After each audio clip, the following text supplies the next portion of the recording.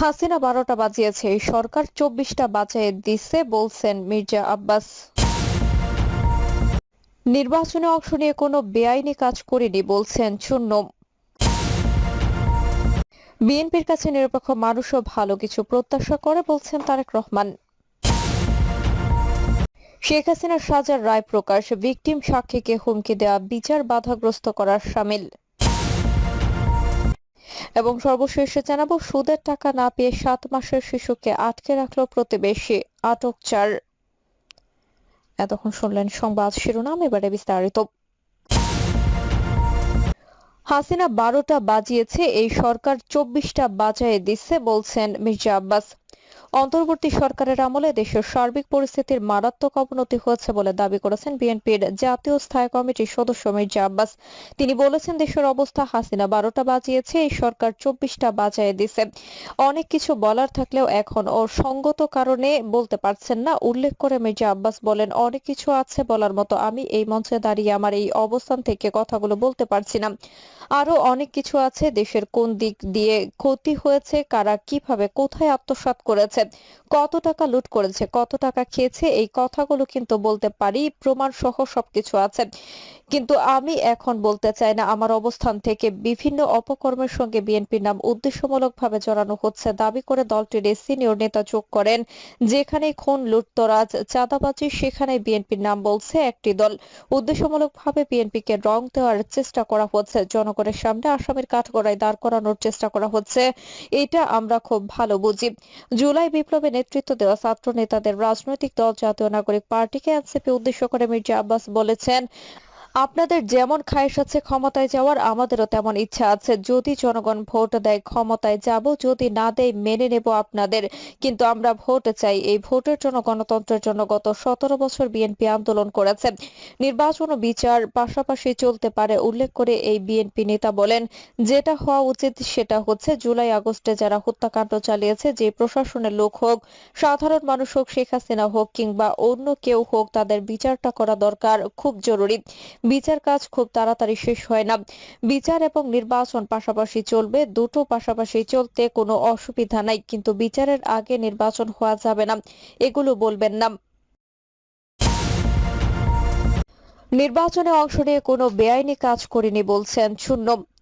আওয়ামী লীগের আমলে অবৈধ নির্বাচনে অংশ নিয়ে দেশবাসীর কাছে ক্ষমা চাইলেন জাতীয় পার্টির মহাসচিব একাংশ মুজিবুল হক চুন্নু। তিনি বলেছেন, আমরা দলীয়ভাবে নির্বাচনে অংশগ্রহণ করে কোনো বেআইনি কাজ করিনি। যদি নৈতিকভাবে কোনো ভুল হয়ে থাকে, কোনো ভ্রান্তি হয়ে থাকে, তাহলে এই কাউন্সিলে দাঁড়িয়ে জাতীয় পার্টির পক্ষ থেকে দেশবাসীর কাছে আমরা নিঃশর্ত ক্ষমা চাই।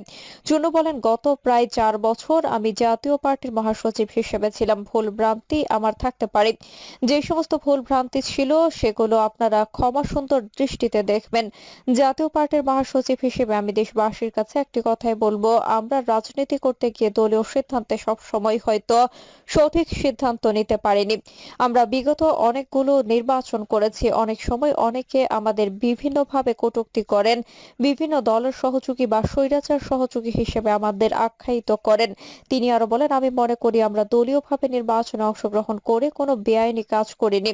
যদি নৈতিকভাবে কোনো ভুল হয়ে থাকে, যদি নৈতিকভাবে কোনো ভ্রান্তি হয়ে থাকে, তাহলে এই কাউন্সিলে দাঁড়িয়ে জাতীয় পার্টির পক্ষ থেকে দেশবাসীর কাছে আমরা নিঃশর্ত ক্ষমা চাই।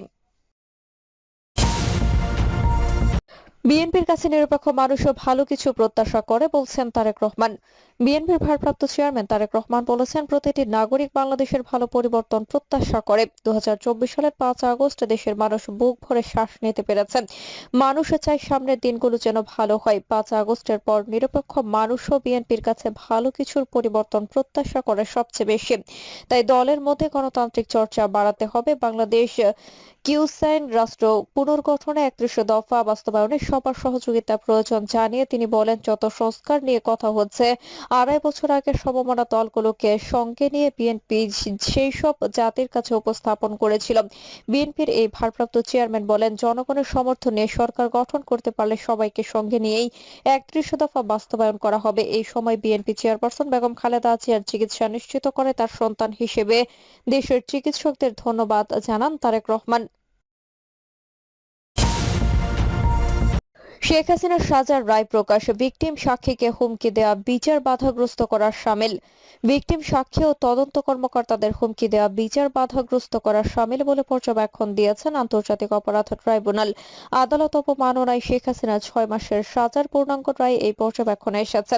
শনিবার 9 আগস্ট রায়ের পর্যবেক্ষণের বিষয়টি প্রসিকিউশন সূত্র নিশ্চিত করেছে। এই রায়ের অনুলিপি আইজিপিকে পাঠানো হয়েছে বলে জানিয়েছেন prosecutor Gazi M H Tamim. এর আগে গত 2রা জুলাই আদালত অবমাননার মামলায় ছাত্র জনতার গণঅভ্যুত্থানের মুখে পালিয়ে যাওয়া স্বৈরশাসক শেখ হাসিনাকে 6 মাসের ও গাইবান্ধার গোবিন্দগঞ্জের শাকিল আকন্দ বুলবুলকে 2 মাসের কারাদণ্ড দেন ট্রাইব্যুনাল। ট্রাইব্যুনালের বিচার প্রক্রিয়া বাধাগ্রস্ত করা, মামলার বাদী সাক্ষীদের ভয়ভীতি দেখানো ও হুমকি দেওয়ায় ট্রাইব্যুনাল আইনে এই সাজা দেওয়া হয়। বিচারপতি মোহাম্মদ গোলাম মর্তুজা মজুমদারের নেতৃত্বে 3 সদস্যের ট্রাইব্যুনাল এর রায় দেন।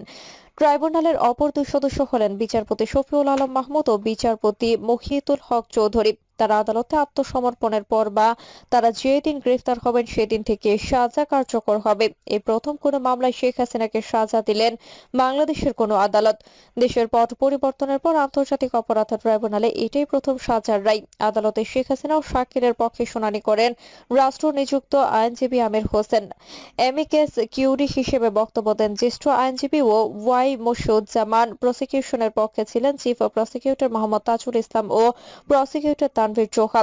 গত 19 জুন ছাত্র জনতার গণঅভ্যুত্থানের মুখে পালিয়ে যাওয়া স্বৈরশাসক প্রধানমন্ত্রী শেখ হাসিনার বিরুদ্ধে আদালত অবমাননা মামলার বিচারের স্বচ্ছতার স্বার্থে সুপ্রিম কোর্টের জ্যেষ্ঠ আইনজীবী এ ওয়াই মসিউজ্জামানকে এমিকেস কিউরি আদালতের বন্ধু নিয়োগ দেন আন্তর্জাতিক অপরাধ ট্রাইব্যুনাল। গত 3রা জুন ছাত্র জনতার গণঅভ্যুত্থানের মুখে পালিয়ে যাওয়া স্বৈরশাসক প্রধানমন্ত্রী শেখ হাসিনার বিরুদ্ধে আন্তর্জাতিক অপরাধ ট্রাইব্যুনালে হওয়া আদালত অবমাননার মামলার শুনানির জন্য দিন ধার্য করা হয়। এই মামলার অপর আসামি গাইবান্ধার গোবিন্দগঞ্জের শাকিল আকন্দ বুলবুল ওরফে মোহাম্মদ শাকিল আলম 40।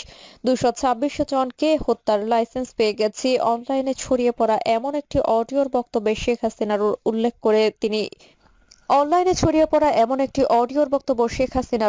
করে তিনি সহ 2 জনের বিরুদ্ধে আদালত অবমাননার অভিযোগ আনেন ট্রাইব্যুনালের চিফ প্রসিকিউটর মোহাম্মদ তাজুল ইসলাম। গত 30 এপ্রিল এই সংক্রান্ত শুনানিতে 2 আসামিকে 25 মে ট্রাইব্যুনালে হাজির হয়ে ব্যাখ্যা দিতে বলা হয়। ধার্য তারিখে তারা হাজির হননি কিংবা আইনজীবীর মাধ্যমেও ব্যাখ্যা দেননি। সেদিন ট্রাইব্যুনাল 2 আসামিকে সশরীরে হাজির হয়ে অভিযোগের বিষয়ে জবাব দেওয়ার জন্য সংবাদপত্রে বিজ্ঞপ্তিতে নির্দেশ দেন। পরদিন 2টি সংবাদপত্রে এই বিজ্ঞপ্তি প্রকাশিত হয়। বিজ্ঞপ্তিতে 2 জনকে 3রা জুন ট্রাইব্যুনালে হাজির হয়ে অভিযোগের বিষয়ে জবাব দিতে বলা হয়। সুদের টাকা না পেয়ে 7 মাসের শিশুকে আটকে রাখল প্রতিবেশী, আটক 4। গাইবান্ধায় সুদের টাকা আদায়ে 7 মাস বয়সী এক শিশুকে আটকে রাখার অভিযোগে নারীসহ একই পরিবারের 4 জনকে আটক করে কারাগারে পাঠিয়েছে পুলিশ। শনিবার 9 আগস্ট দুপুর সদর উপজেলার কুপতলা ইউনিয়নের দুর্গাপুর গ্রামে এই ঘটনা ঘটে। পুলিশ জানায় দুর্গাপুর গ্রামের আব্দুল মতিন কিছুদিন আগে একই গ্রামের সুজা মিয়ার কাছ থেকে সুদের উপর 50,000 টাকা নেন। শনিবার সকালে প্রতিবেশী হিসেবে মতিনের 7 মাসের কন্যা শিশুকে বেড়ানোর কথা বলে বাড়িতে নিয়ে যায় সুজার পরিবার। পরে শিশুটিকে ফেরত দিতে অস্বীকৃতি জানায় তারা। অভিযোগ অনুযায়ী শিশুটিকে আনতে মতিনের স্ত্রী 5 বার চেষ্টা করেও ব্যর্থ হন। এক পর্যায়ে সুজা মিয়া ও তার পরিবার জানায় টাকা পরিশোধ না করা পর্যন্ত শিশুকে দেওয়া হবে না। স্থানীয় ইউপি সদস্যের সহায়তায় ও ব্যর্থ হয় উল্টো শিশুটির পরিবারের উপর হামলার ঘটনা ঘটে। পরে শিশুটির পরিবার জাতীয় জরুরি সেবা 999 ফোন করলে পুলিশ গিয়ে স্থানীয়দের সহায়তায় অভিযুক্তদের আটক করে থানায় নিয়ে আসে। ওই ঘটনায় শিশুটির মা ইসমতারা বাদী হয়ে সুজা মিয়া সহ 5 জনের নামে মামলা দায়ের করেন। গাইবান্ধা সদর থানা পুলিশের ভারপ্রাপ্ত কর্মকর্তা ওসি শাহিনুর আলম তালুকদার ঢাকা পোস্টকে বলেন, সুদের টাকার জন্য 7 মাসের এক শিশুকে আটকে রাখার ঘটনায় 5 জনের বিরুদ্ধে মামলা হয়েছে। তাদের মধ্যে 4 জনকে গ্রেফতার করে আদালতের মাধ্যমে কারাগারে পাঠানো হয়েছে। প্রিয় দর্শক, এই ছিল এখনকার সর্বশেষ সংবাদ। আপডেট সব সংবাদ পেতে চ্যানেলটি সাবস্ক্রাইব করে বেল আইকনটি ক্লিক করে রাখুন।